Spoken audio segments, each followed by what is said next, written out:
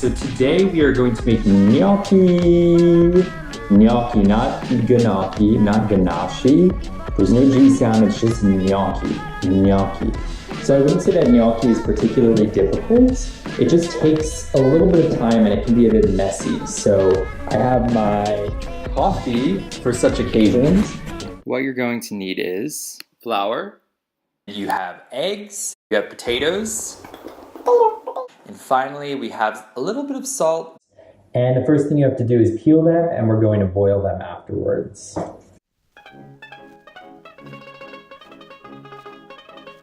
So I chose gnocchi mainly because of the memories I had with my grandma when I was a little kid. And I always used to walk in on Sundays. We would have these Italian Sunday dinners with ravioli, gnocchi, other things. Even though none of us can speak Italian, we're very Italian American.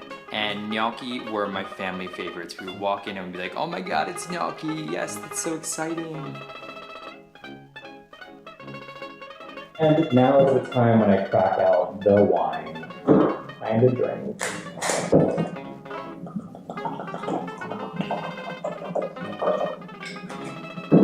Cheers.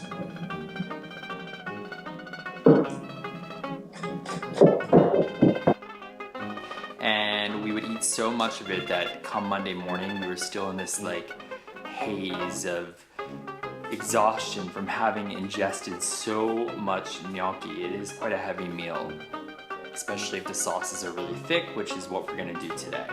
So I do not expect to feel at my finest tomorrow, but that's okay.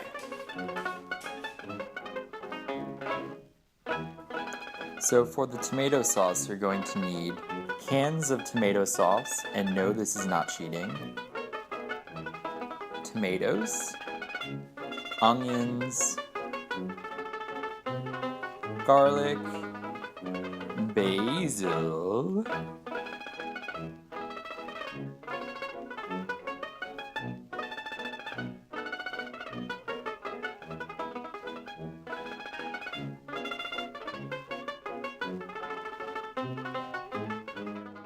So growing up, I was always taught that a good tomato sauce starts with a base, which could be a can of tomato sauce, so it's not necessarily cheating.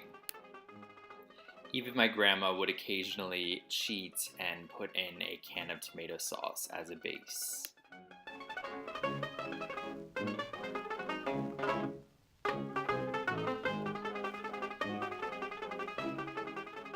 It's time to drain the potatoes. In action with the potatoes, you want to just mash them. I don't have a masher right now, so I'm going to try to use a whisk. Not sure if it's going to work well, but let's give it a go. Just keep on. Ooh, it works pretty well actually.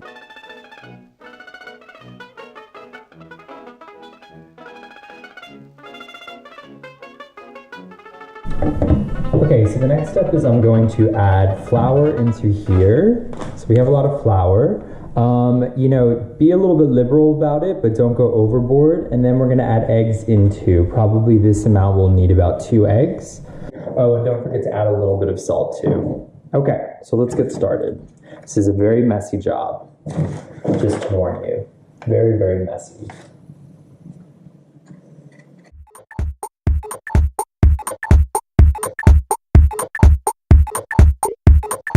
Sorry guys, I am not a professional chef, as you can see. From my understanding, gnocchi originated in the north of Italy as opposed to the south because potatoes grow in the colder climate up there.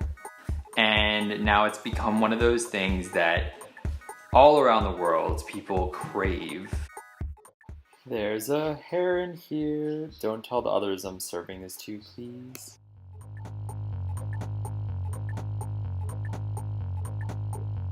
Okay, so maybe this isn't working so well. So we've run out of flour. Bruno fortunately just got home, so I just sent him out to get some. This is what the current state of the house looks like. Whoa.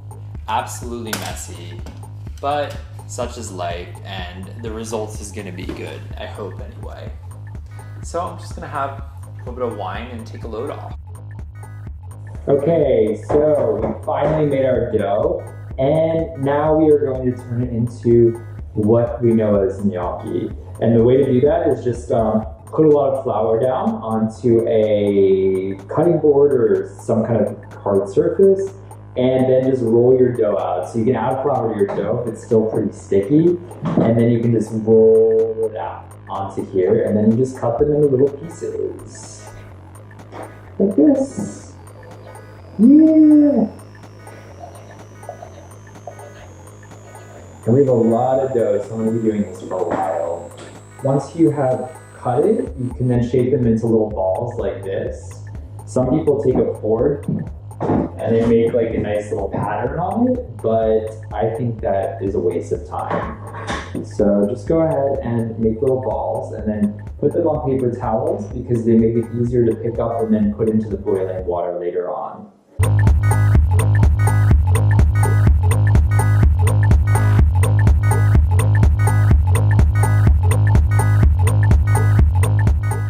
And we have gnocchi.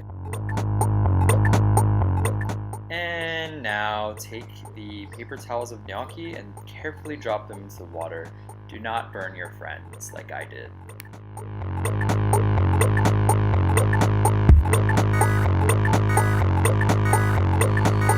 Okay, we are done. Say hello to everyone. Hi. I know this is awkward. Thank you for being a part of my social experiment, guys.